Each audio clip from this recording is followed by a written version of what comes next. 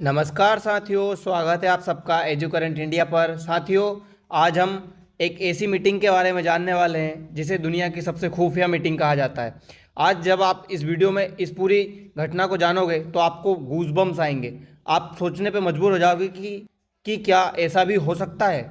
जी हाँ, आज हम उस चार्टर एक्ट के बारे में जानेंगे जिसके बारे में कहा जाता है कि भारत को आज़ादी दिलाने में कहीं ना कहीं इसका भी हाथ है। अमेरिका जो द्वितीय विश्व युद्ध में शामिल हुआ था उसमें भी शामिल होने में इसी चार्टर एक्ट का कहीं ना कहीं हाथ है।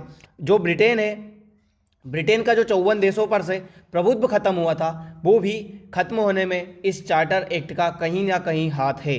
मतलब यही वो चार्टर एक्ट है जिसके वजह से ये जो दुनिया का परिदृश्य है वो इतना बदला था। अगर हम विश्लेषण करें तो यही वो चार्टर एक्ट है जिसकी वजह से भारत को आज़ादी मिली थी। अगर आप इस नाम को देखें तो ये नाम है अटलांटिक चार्टर। अगर मैं एक शब्द में कहूँ कि ये क्या है अटलांटिक चार्टर, तो यह है एक डॉक्यूमेंट है। यह एक डॉक्यूमेंट है जो दो देशों के बीच साइन हुआ था। यह दो देश, एक है यूके, दूसरा है यूएस। यूके और यूएस के बीच साइन होने वाला एक एक्ट जिसे चार्टर एक्ट कहा जाता है। इसी को दुनिया की सबसे खुफिया मीटिंग भी कहा जाता है। आप ये लाइन को देखिए, a risky meeting at sea that saved democracy. क्या है इस लाइन के मायने, आइए हम पूरा समझते हैं। बने रहिए आप हमारे साथ, और अगर आपको अच्छा लगे तो इस वीडियो को दूसरों को भी जरूर शेयर करिए। इस तस्वीर में आपको दो लोग दिख रहे होंगे, एक है अमेरिका के प्रेसिडेंट रोजवेल्ट और दूसरे हैं ब्रिटेन के प्रधानमंत्री चर्चिल। दोस्तों, 11 अगस्त 1941 को अचानक से ये दोनों गायब हो जाते हैं। जब ये दोनों गायब होते हैं तो पूरी दुनिया घबरा जाती है, कहीं ये हिटलर की चाल तो नहीं जो इनमें से किसी को गायब कर दिया। लेकिन दोस्तों, इन दोनों की मुलाकात होती है 11 अगस्त 1941 को। इनकी मुलाकात होती है और ये मुलाकात होती है कनाडा के न्यू फाउंडलैंड में। कनाडा के न्यू फाउंडलैंड को ये चुनते हैं, एक न्यूट्रल जगह जहाँ पे कुछ युद्ध का कुछ नामो निशान ना हो। वहाँ पे ये दोनों मिलते हैं और इनके बीच एक वार्तालाप होती है काफ़ी, लगभग 14 तारीख तक इनके बीच डील चलती है। ये दोनों वहाँ पे रहते हैं और 14 तारीख के बाद ये जब बाहर निकल के आते हैं तो दुनिया को एक नया ही चेहरा सामने देखने को मिलता है। अब ये दोनों देश मिलकर एक चार्टर एक्ट साइन करते हैं जिसका नाम है अटलांटिक चार्टर। ये 8 बिंदुओं पर ये चार्टर एक्ट साइन होता है। इसी चार्टर एक्ट की वजह से इस पूरी दुनिया का नक्शा बदल गया। अगर आप समय पर गौर दें, जो मैंने आपको बताया है बार बार 1941, ये वही समय है जब द्वितीय विश्व युद्ध चल रहा था, सेकेंड वर्ल्ड वार चल रहा था। सेकेंड वर्ल्ड वार का समय क्या था? सेकेंड वर्ल्ड वार का समय था 1939 से 1945 के बीच। यानी कि ये वही समय है जब सेकेंड वर्ल्ड वार चल रहा था। जो ये सेकेंड वर्ल्ड वार है, ये कोई आसान लड़ाई नहीं थी। यह एक सबसे मुश्किल लड़ाइयों में से एक लड़ाई थी। एक तरफ थे मित्र राष्ट्र जिन्हें अलायंस कहा गया है, और एक तरफ थे दुश्मन राष्ट्र जिन्हें एक्सिस पावर कहा गया है। दुश्मन देश में जर्मनी, इटली और जापान थे। वहीं मित्र राष्ट्र में France, Britain, United state, Soviet union और कुछ देश। जर्मनी को लीड कर रहा था हिटलर। इतना प्रभावी ताकत और इतना प्रभावी नेतृत्व जिसने ब्रिटेन को झुकने पर मजबूर कर दिया। जी हाँ दोस्तों, हिटलर ही वो था, जर्मनी ही वो देश था जिसकी वजह से ब्रिटेन को झुकने पर मजबूर कर दिया। विद इन 2 साल, यानी कि 1939 से विश्व युद्ध शुरू हुआ और 1941 में ब्रिटेन को ये महसूस हो गया कि वो जर्मनी के सामने जीत नहीं पाएगा। उसे जर्मनी के सामने जीतने के लिए किसी और की मदद लेनी होगी। जो ब्रिटेन खुद को 54 देशों पर शासक मानता है, जिसका सूर्य कहते हैं कि कभी अस्त नहीं होता, उस ब्रिटेन को ये समझ में आ गया था कि जर्मनी के सामने जीतना उसको इतना आसान नहीं है। वो अपनी संपूर्ण ताकत भी लगा देगा तो जर्मनी के सामने नहीं जीत पाएगा। जिन ब्रिटेन और फ्रांस ने जर्मनी के खिलाफ मोर्चा खोला था, 2 साल में उन दोनों देशों की हालत खराब हो गई। जिस ब्रिटेन के बारे में कहा जाता है कि जहाँ से सूरज उगता है वो क्षेत्र भी ब्रिटेन के पास है, और जहाँ सूरज डूबता है वो क्षेत्र भी ब्रिटेन के पास है। उस ब्रिटेन को अब ये समझ आ चुका था कि अगर मदद नहीं ली गई तो ब्रिटेन को अब हारना पड़ जाएगा, और ब्रिटेन अपनी हार मानना बिल्कुल स्वीकार नहीं करना चाहता था। तब अचानक से ब्रिटेन को याद आते हैं रोजवेल्ट।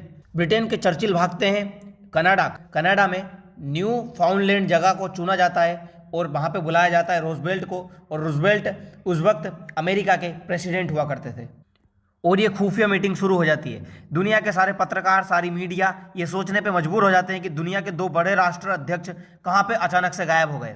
लेकिन साथियों, अचानक से 14 अगस्त 1941 को ये दोनों देश बाहर निकल के आते हैं और ये अनाउंस करते हैं, क्या अनाउंस करते हैं कि अनाउंस करते हैं कि अब अमेरिका जो है वो वर्ल्ड वार 2 में पार्टिसिपेट करेगा। जी हाँ दोस्तों, आप ये ध्यान रखिए कि 1939 में जब विश्व युद्ध शुरू हुआ था सेकेंड, तब अमेरिका इसमें इन्वॉल्व नहीं था। अमेरिका 14 अगस्त 1941 को ये अनाउंस करता है कि अब हम इस विश्व युद्ध में शामिल होंगे, क्योंकि इससे पहले अमेरिका फाइनेंसर के रूप में अपनी भूमिका निभा रहा था। अमेरिका एक व्यापारी के रूप में था कि आप पैसे लीजिए, आप हथियार लीजिए और आप युद्ध करिए, जैसा अमेरिका आज भी करता है। दूसरे देशों को पैसे देता है, उन्हें लड़वाता है, लेकिन खुद युद्ध में भाग नहीं लेता है। ऐसे ही उस वक्त भी था, लेकिन इस दिन अमेरिका युद्ध में शामिल होने को तैयार हो जाता है। ऐसा क्या हुआ इस चार्टर एक्ट में कि अमेरिका युद्ध में शामिल होने के लिए तैयार हो गया?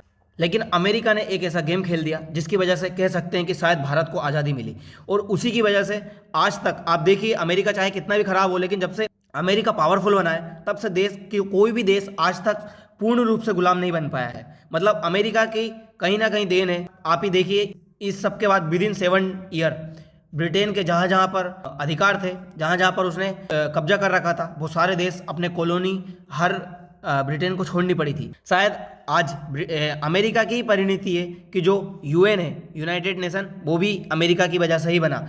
यहाँ तक कि कहें कि जो नाटो है वो भी इसी चार्टर एक्ट की वजह से बना। अमेरिका सुपर पावर क्यों बना, इसके पीछे भी सबसे बड़ा हाथ यही है, क्योंकि अमेरिका ने ब्रिटेन से कहा कि ब्रिटेन वालों, मैं युद्ध में पार्टिसिपेट तो कर लूँगा, लेकिन तुम्हें जहाँ जहाँ पे तुम्हारी सत्ता है वो सारी सत्ता छोड़नी पड़ेगी। तुम्हें सारे देश के जो कॉलोनी बना रखा है वहाँ से तुम्हें पीछे हटना पड़ेगा।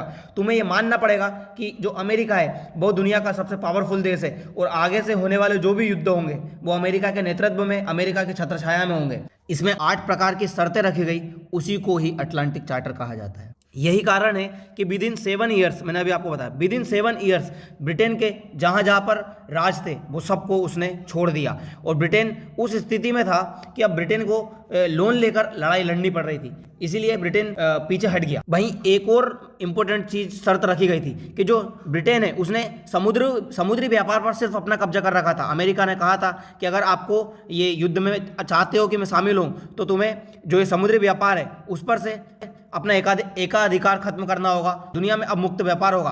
कहते हैं यही वो डिसीजन था जिसकी वजह से दुनिया में एक संगठन की स्थापना हुई 1945 में, और वो संगठन था GATT, general agreement trade and tariff, जो आगे चलकर WTO बना। यानी कि साथियों, जो WTO है उसकी स्थापना कहीं ना कहीं इस चार्टर एक्ट में छुपी हुई थी। GATT के रूप में इसकी स्थापना हुई थी, जो आज WTO के रूप में जाना जाता है 1995 से।